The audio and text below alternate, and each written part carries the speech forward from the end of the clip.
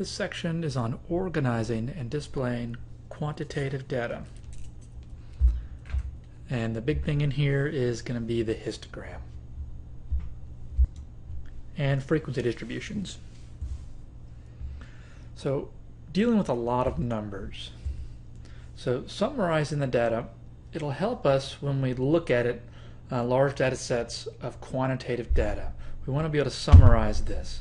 As we saw in an earlier section, raw data is just kind of hard to look at, right? I mean, it's how we take it in when we're collecting it, but we need to organize it some way. And the best thing to do, as we saw in the last lesson, is to make a picture. We can't really use bar charts or pie charts for quantitative data because those displays are only for qualitative data or categorical data or variables. So the displays we're going to look at in here, and these first two are really the biggest ones right here, are frequency distributions and histograms. We will mainly be doing these using technology, but definitely with the frequency distributions, probably best to do a couple by hand just to make sure you understand what's going on, and I'm pretty sure you will. It's very common. The frequency distributions are not hard at all to do by hand. We'll then look at stem and leaf plots and dot plots. And there are two types of data we're going to look at, discrete data and continuous data. So the first step in summarizing the quantitative data is to determine if the data is discrete or continuous. If it's discrete, there are relatively few different values of the variables. The categories of the data will be the observations, very similar to the qualitative data. If the data is discrete, but there are many different values of the variable, or that is continuous, the categories of data called classes must be created using intervals or numbers. All right, so these classes can be tough, and you'll do this either on discrete if you've got a bunch of values, 50, 60, 70, or even 20 or 30, and also on continuous data. And in general, weight, length, volume, and time are considered continuous variables. Discrete is often a number of something, like if I wanted to know how many siblings you have. A number, right? We have 2 siblings, 1 or 3. And this number is generally going to be relatively small, right? I mean, usually under 10. It'd be unusual to have somebody with more than 10 siblings in this day. So, nice discrete number. Whereas weight, if I wanted to know your weight, that is a continuous variable because that value can take on, it's not just 150 pounds, it could be 150.23, things like that. Very similar with length and volume and time, continuous variables. So example 1, the following data represent the number of available cars in households based on a random sample of 50 households. Construct a frequency and relative frequency distribution. So we look at the data here. This is the raw data. Kind of hard to see. I see lots of 1s and a few 2s, not many 4s. So I got a kind of a sense of it, right? Got a few 0s in here and 1 here. But we need to organize this, right? So we start just by making tallies, right? So you just write down all the possible numbers of cars. That's our variable there, the number of cars.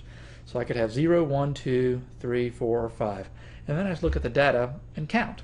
So with 0, I had 4 cars. With 1, I had 5, 10, 13 cars, etc. And then you put this tally into a frequency. So we just went ahead and counted those. We had 14, 13, 22, 7, 3, and 1 for the number of cars. So most times when you're doing this, you really don't need this tally column. I just put it in here for emphasis that's really what we're doing. We're doing these by hand. As I mentioned early on, we will not be doing many of these by hand. I'll maybe give you 1 or 2 to do by hand because we have computers and calculators that can do this really quickly and without error. Now to find the relative frequency, as we've seen before, we're just going to we need to find the total here, and we have a total of 50, right? And so what we're going to do to find the relative frequency, we divide the frequency by the total, as we see here on these first 2. And as mentioned in an earlier lesson as well, these are sometimes presented as percents, but mostly in here we're going to look at these as proportions as they're written in here. Okay, so frequency distribution by hand. So step one is we determine the classes, usually between 5 and 20. So over here we had 1, 2, 3, 4, 5. We had 6 classes there. Now this one we didn't really have classes per se. When we had the numbers themselves were a class because we didn't have very many of them. Now if the number of cars range from 0 to 100, I may want to group these, 0 to 5, 6 to 10, and so on. So we find the highest value and the lowest value. You find the range of values, and then find the class width by dividing the range by the number of classes, and then just round up to the nearest one. And then select a starting point. Any number less than the lowest value for the width. And then find the upper class limits, and then find the boundaries. So there's a lot going on here. Again, we will not be doing many of these by hand at all. And then you tally it up, and then find the numerical frequencies from the tallies, and then find the cumulative frequency, and then if you wanted to find the relative frequency, you go ahead and divide by the total. Okay, so a histogram is constructed by drawing rectangles for each class of data, whose height is the frequency or relative frequency of the class. The width of each rectangle should be the same, and they should touch each other. Now all these things that we're talking about, I put these in the notes and I read them out, but really when you won't learn how to do a histogram by watching or listening to this definition or even reading it. You learn how to do it by doing it and by actually creating it, and I'll show you many examples of these. And we really won't be doing the histograms by hand. Okay, so let's look at drawing the histogram for discrete data. So we have our discrete data over here, number of cars, 0 through 5, and the frequency and relative frequency. So using Excel, this is what we get for the frequency. We got frequency over here. 0 was at 4, and 1 was somewhere between 10 and 15. I think it was 13, which looks about right. 2 was a little more than 20. 3 was around, what, 6 or 7, and 4 was down at 3, and 5 was at 1. Again, that when you're looking at the histograms, or the bar, as we saw in the bar charts before, different than a histogram, oftentimes we can't locate the exact number by looking at the histogram. And here's a relative frequency histogram. Again, the only difference here is the vertical axis.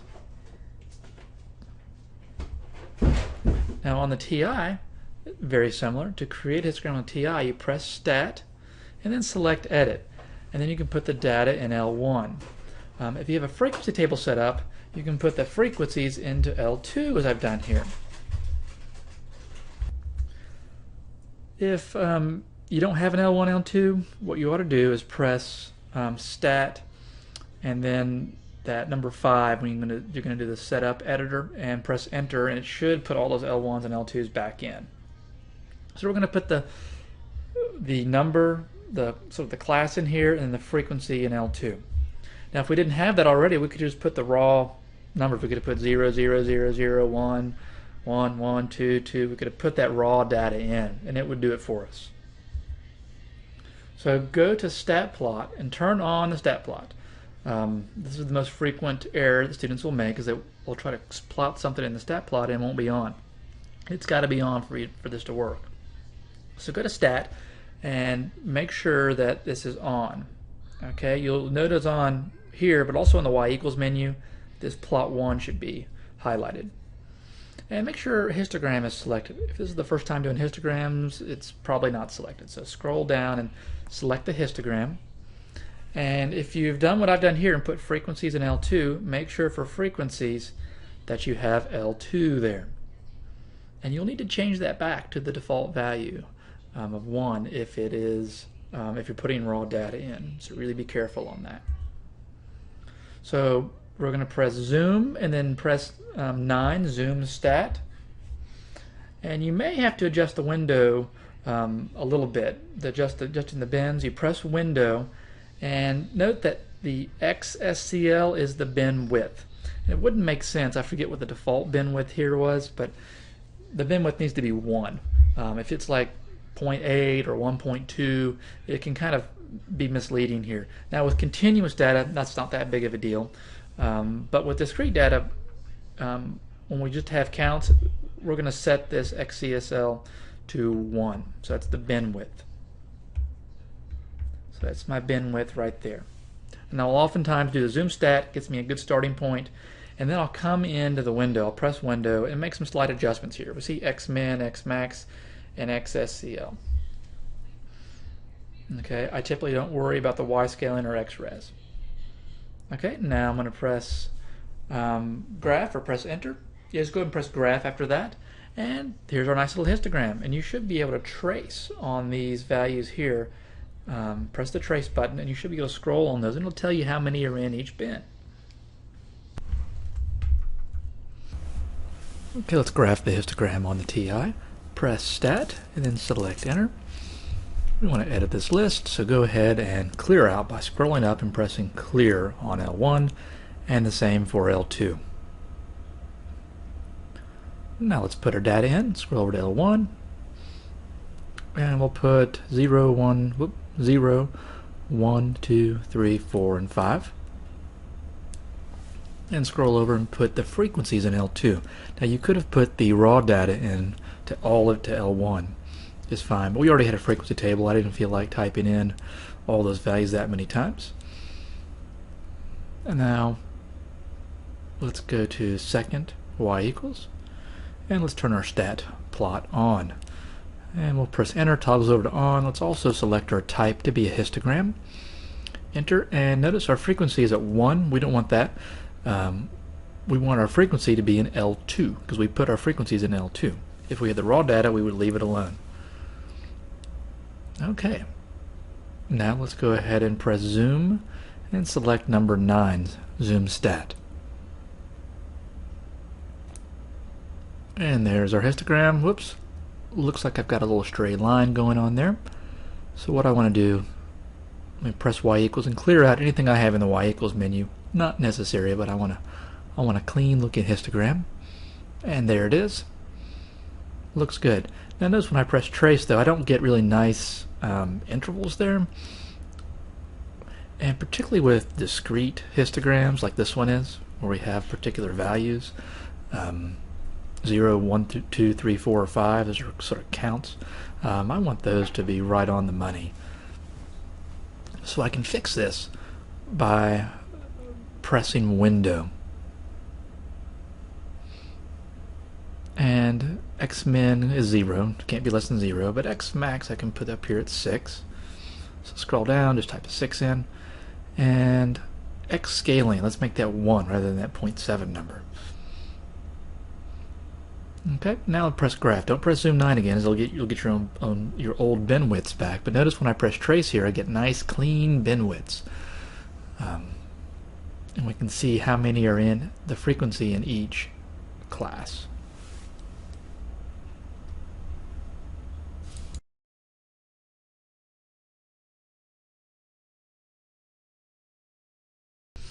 Organizing continuous data, frequency distributions, and histograms. So continuous data, we're not going to be doing by hand at all. So if you see any slides in here where I show you do by hand, we will not be doing it by hand. So the following data represent the time between eruptions for a random sample of 45 eruptions at the Old Faithful Geyser in California. Construct a frequency and relative frequency distribution for the data, or of the data. So there's my raw data. And again, that wouldn't be a pain to do by hand. We would just have to sort that out and create the classes. So I'll show you what's going on sort of behind the scenes here. We find the smallest value 672, the largest value 738, and we create classes so the lower class limit of the first class is 670. So 670 with the first class, and we want the class width to be about 10. Okay, so that means we're going to go from 670 to 679, 680 to 689, etc. And here we have how many classes here? 1, 2, 3, 4, 5, 6, 7.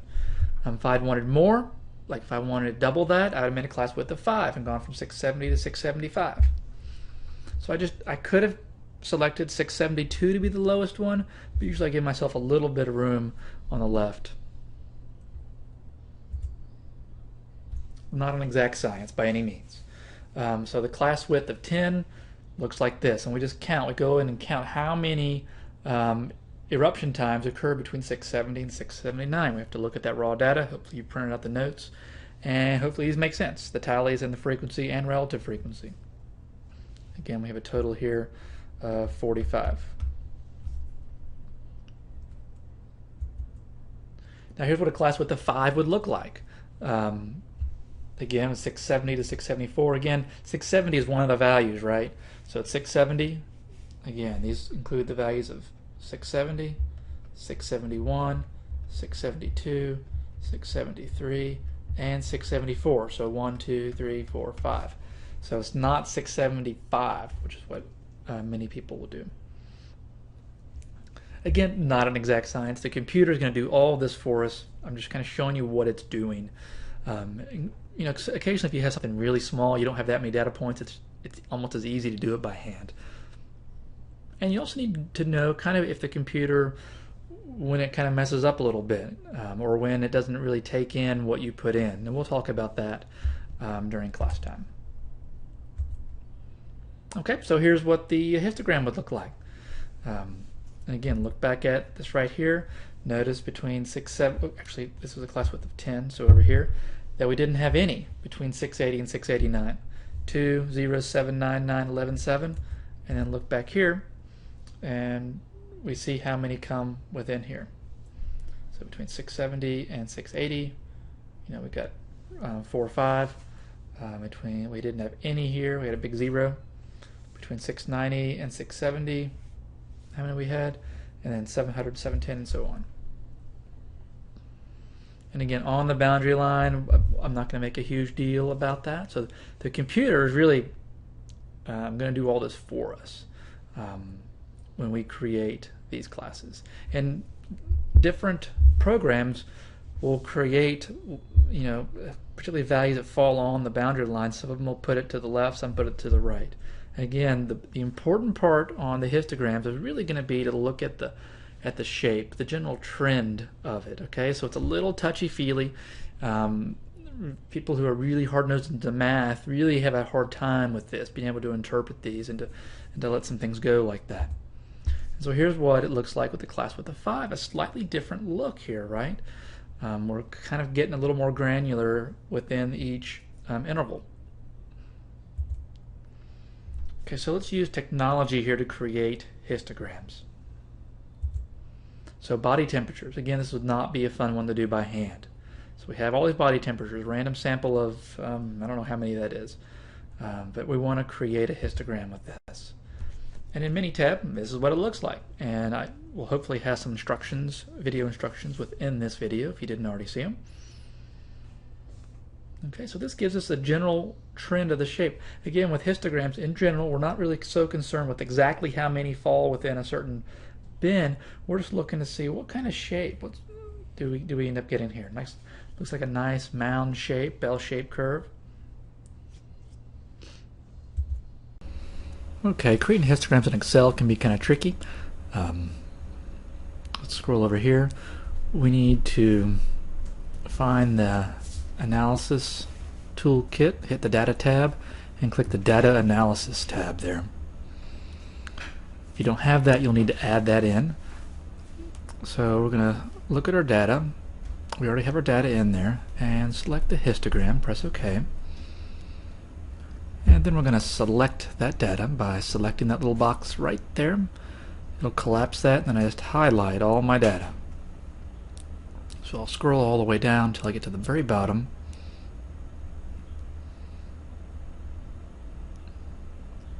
And that looks good, and then click the output range is fine, and then click Well, let's put it somewhere else. I'll just click in the cell just so I can see it. Yeah, that looks good. Okay, and chart output. Let's make sure that's selected and then press OK. Okay, so notice what I had to do. It had to give me a frequency distribution first, and then it generated what it thinks is a histogram. It's a pretty lousy histogram, right? I don't like that more down there. Let's get rid of the that legend there.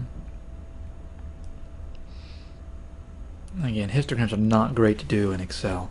The gaps that are in between here aren't very usual, so we'll go ahead and double click that, and we'll edit these options here, and let's just make that gap go down to 0. That'll at least make it really the shape is what I'm after here with these continuous histograms, and that looks pretty good.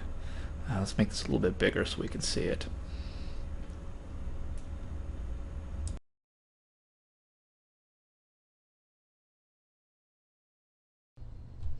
Again, here's the same data in Excel. Slightly different, but we have the same general shape, right? We start off, we come back down. Nice mound shape. Each program will do different on how it sets up the axes and even where they clip the bins, where these numbers show up. I'm not that picky in here. Now let's look at how we do this in StatCrunch. Press the graphics and click histogram. It'll take it a few seconds to pop up. Let's pull this down a little bit. Double click on body temps, click next. Type, we can choose between frequency or relative frequency or density. We'll just do frequency here. You have options with bin widths if you want. Next. You can overlay a distribution. We won't do that quite yet. You can give it labels if you want. We can put body temperature there.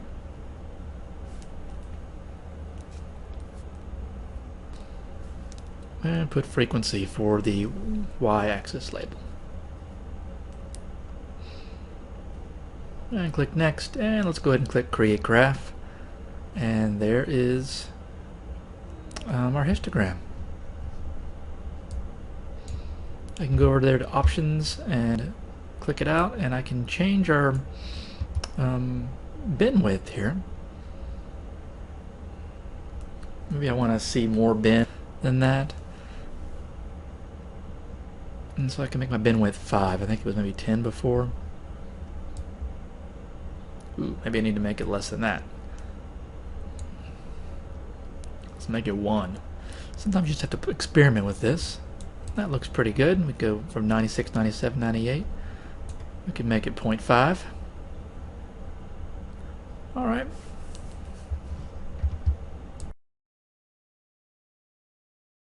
Another example we'll look at is to create a histogram based on the SAT dataset. We'll compare the scores between the males and the females.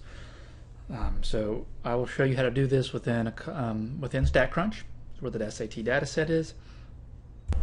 Okay, we're going to create 2 histograms here with the verbal SAT.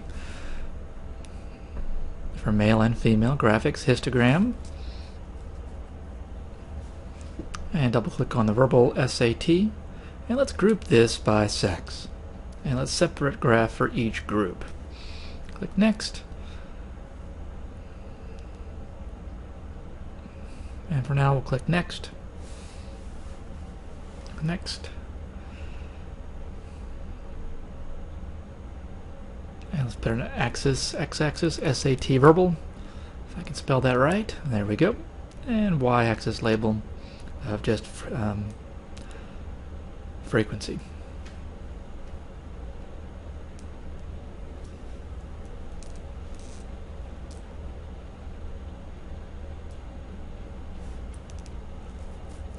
And for multiple graphs, I'll often use the same x and y axes. Click next. And let's click create graph and see what we get. So there is our first graph. And we can click next and get the next one for males and females. So this one's the males. May not have been able to see that earlier.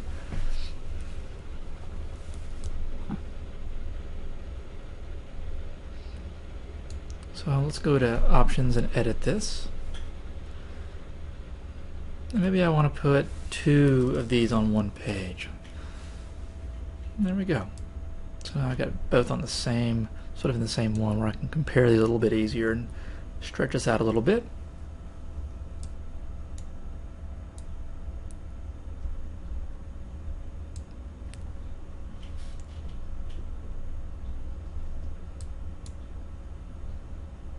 Okay, let's go to options, edit again.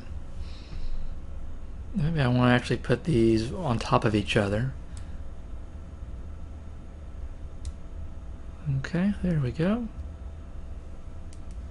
That looks pretty good. I like how these have lined up. They don't always do that. But because I selected that use same axes, they should have. And we crunch that out. Here's what the histograms look like within StatCrunch. And again, notice what we're looking at. We're not so concerned with exactly how many are in each in particular one. We're just kind of looking at the overall pattern of these. So we've got the SAT verbal of females, SAT verbal for males. Okay, stem and leaf plot. So step 1, the stem of the graph will consist of the digit to the left of the rightmost digit. It's supposed to be hyphenated or one word. And the leaf of the graph is the rightmost digit. And then you write the stems in a vertical column in increasing order. You draw a vertical line to the right of the stems, and then write each of the leaves, write each leaf corresponding to the stem to the right of the vertical line, and then write those in ascending order. This is much easier done than said. So simple enough. Some of the advantages, it shows distribution of the quantitative variable like histograms, but it preserves the individual values, which is nice. Okay, so construct a stem and leaf plot for the data below. This is a sample of 15 grades on a test 1 that I gave. Okay, so we begin. Oh, I didn't mean to have leaves coming up. The stem, again, we just put these numbers here in ascending order and increasing order, 6, 7, 8, 9. We didn't have anybody make below a 60. Nobody made above a 90. And then the leaves, the trailing digits, we have and we put these in ascending order, in increasing order. So we had a 61. So that number there is read 61, and then we have 66. Or 66 in here. There's a 66, 2 67s. Right there, right? And then we got 75, 77, 78. You may not have seen these before. They're not used a whole lot, but this really is an easy way if you have to do some stuff by hand real quick to write this. And again, I did this, I believe in StatCrunch, has a stem and leaf plot. Very similar. In fact, exactly the same thing.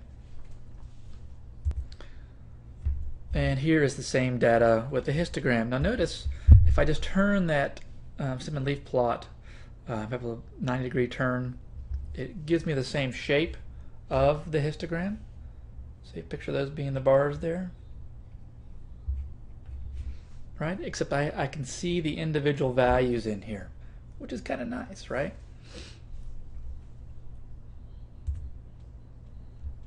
Dot plots.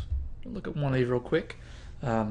Simple display just places a dot on the axis for each case in the data. These are really more powerful when you have hundreds or thousands of data points. I think we just have 15 data points here, so not terribly exciting, but it does preserve, you see the individual values here without having to create classes, which is kind of nice. To create a dot plot in StatCrunch, click the graphics and click dot plot. And double click test scores and just click next. Give this an x-axis a label. Let's call it test scores. Y-axis just frequency. And we'll click next and create graph. And there's our dot plot.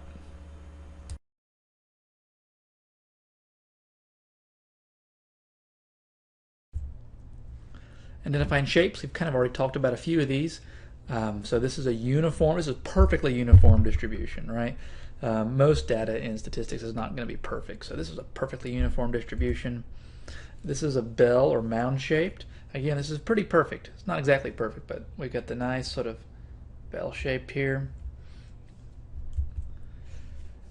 This is bell shaped, but it is skewed to the right. So we have this little piece over here. So it starts up here, then comes down. So think skinny is the skewed part. So this is skewed right. It's skinny on the right. That's how I remember it.